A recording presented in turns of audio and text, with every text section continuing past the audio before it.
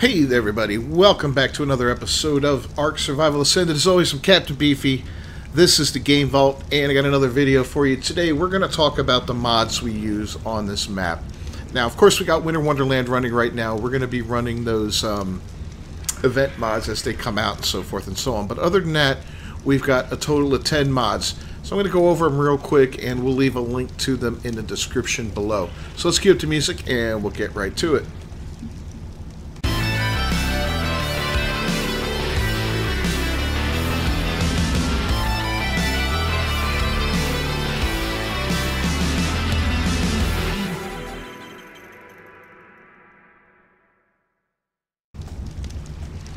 Alright, first off, we're going to talk about a couple of them that really you don't see so much about them but it does impact the game. One of them is custom dino levels. This is a level distribution mod. Now, the island is notorious for having low-level dinos on it and having to spend hours and hours looking around for a decent dinosaur to tame. What this mod does, and what its default settings does, is it kind of puts everything on an even keel as far as locating certain level dinos. So instead of leaning more towards low level, it balances it out a little bit, so you've got an equal chance of getting a high level as you do a low level. So yeah, highly recommend that one if you're having trouble finding stuff, or if you just want to make your life a lot less miserable when you're hunting Rexes and you come across your 150th level 15 when you want a 150, right? Another one that we've got on here is any color sets, and that just gives us a wider variety of colors on dinos that we're taming. I think when we launch the new server for the center and we move over there, I'm not going to have that on there. I don't know. I think it's kind of a regret that I put it on this one, and I might end up removing it down the road. Only because when events come out, then it's harder to spot the event colors.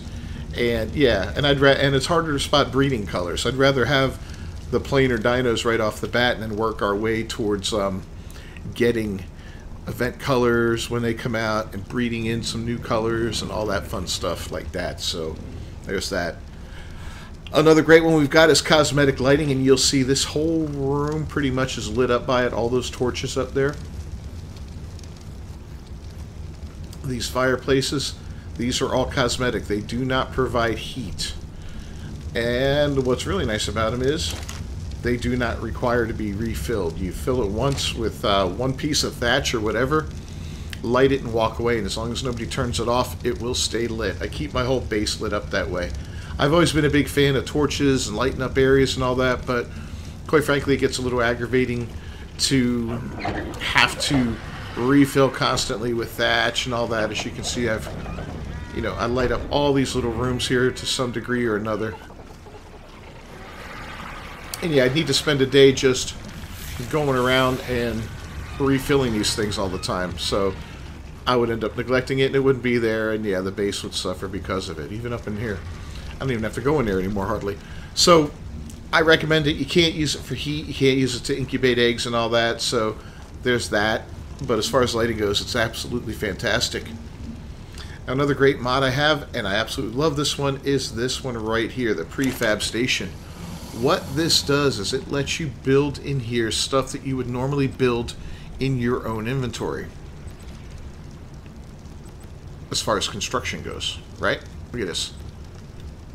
All this good stuff. So, you know how you're limited on your own inventory based off of what you can carry. You can only carry so much stone, wood, and thatch. And if you're building something big like this, imagine all the ceilings that this took to build,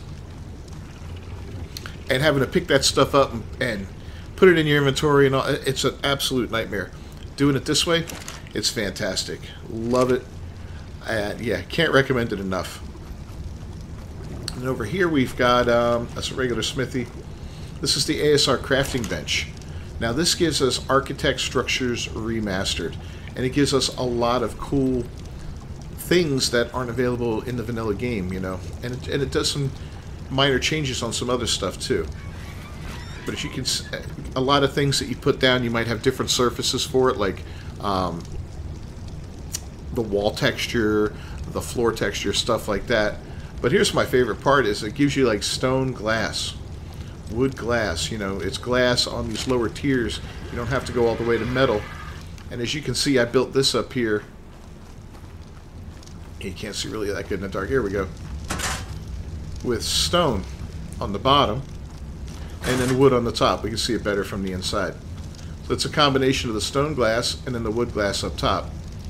I think it looks phenomenal. You know, absolutely phenomenal. And it saved me billions in metal, which is unnecessary for what I'm doing here, you know, on this server. So ASR, yeah, pretty freaking awesome. What else do we got? We have, oh yeah, well, you've seen this one in action already. We'll do it up here. It is an FPS killer, but as we walk up to a door, it automatically opens, and it automatically closes. Auto doors.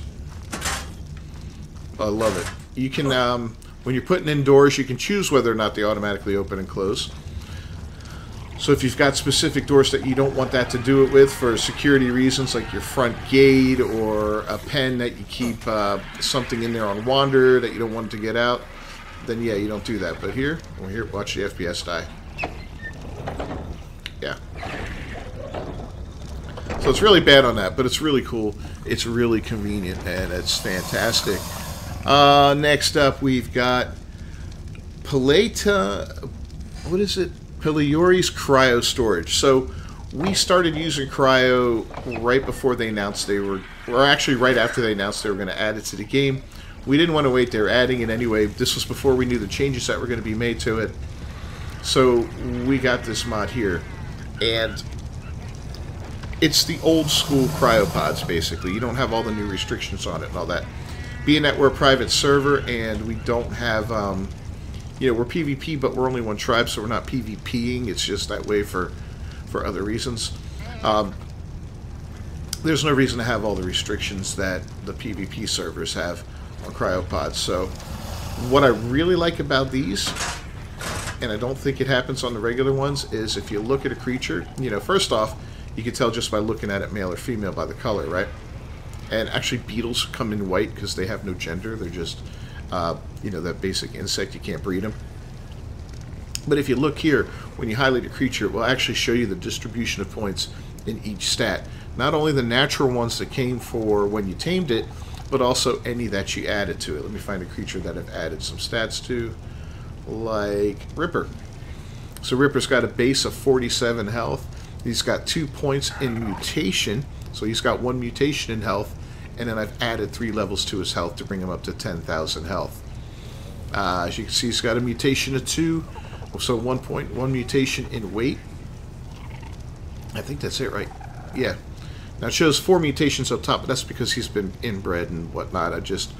This is by no means a final creature or anything like that. It's just something along the ways. I bred him with another mutated creature, or bred his mom with another mutated creature to get that cool color onto him. So, yeah. That's Peliori's cryo storage. I like it. I highly recommend it. Another great mod that we put in here is Oxal's Utility mod. This gives us the refrigerator and the advanced dehydrogenator. I don't know how you pronounce that. And I think there's more. Let's take a look in the engrams here. Is it AUX? Nope.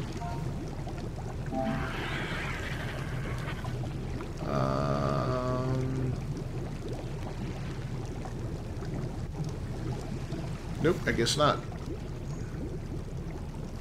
There's gotta be something that makes all these in common. Well, anyway, yeah, so the fridge is huge. It holds a lot of stuff. It extends the life of things, even organic polymer. Look at that. Yeah, normally organic polymer, you don't extend the life in here. So I think it's a great fridge. It's cool. This here is the dehydrogenator. Oh, we got some meat in there. Basically, it doesn't need spark powder. You just put oil and raw meat in there like you're supposed to make jerky. Not cooked meat, raw meat. You throw it in there and it will start making the jerky right away for you. And it's a 1-for-1 on the oil and the meat. And it does it just like, you know, in a row. 1, 2, 3, 4. You can actually see how long it's going to be before the next piece comes up. and it's a lot quicker than your regular preserving bin, which absolutely sucks. You know, no fun with that. What else do we have here? So another one we've got is it's called a crafting skill potion, and that one's real basic. You get that early on. Here it is. You can see what it does is it resets all your stats and applies them to the crafting skill.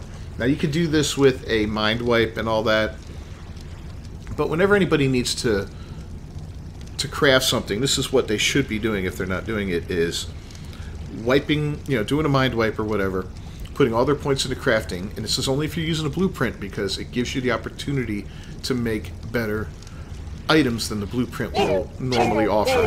Now, here comes Raptor Claws. But anyway, so yeah, and this does it for a fraction of the cost of a mind wipe. It only lasts for 2 minutes, and then it resets everything. You don't lose all your engrams, and you don't have to redistribute all your points and go through all that nonsense. So I like this a lot, especially if you do a lot of crafting and you're going to want to work with blueprints. This one is a must-have. And missing just one, and that is the QOL Plus mod. Now that mod is huge. It's way too much to go through in just one video, or in a video with everything else. So I am going to spotlight that one on its own, but you'll see echoes of QL throughout here with this guy, this lady. This is a forge, you know. Here is the QOL grinder.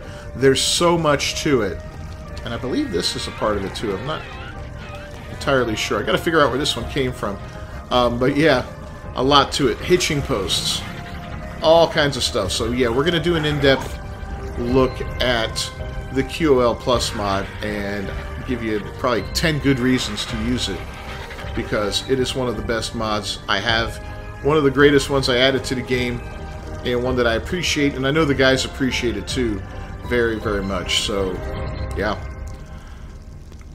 Now these mods, when we do put out a community server, which is coming out any day now, are going to be mirrored onto that server as well as our settings for the most part. There will be one or two minor, and I do mean very minor, changes to that, but otherwise, yeah, it's just going to be that way. We'll have it set up so you can play the same way we're playing. You can enjoy the same features. Anything that we do, you'll be able to do, whether it's you know, using a, whoa, that was a bad angle, you know, using your gardener to pick up all your veggies for you, or your farmer to distribute all your fertilizer. You're going to have those abilities too, so that's what's going to be awesome. Alright guys, so we're going to wrap this one up. I've rambled on for way too long. I'm Captain Beefy with the Game Vault. If you haven't done so, please subscribe to the channel. Ring that bell for notifications. Don't forget to leave a like on the video down below. I'll see you guys next time. Until then, peace.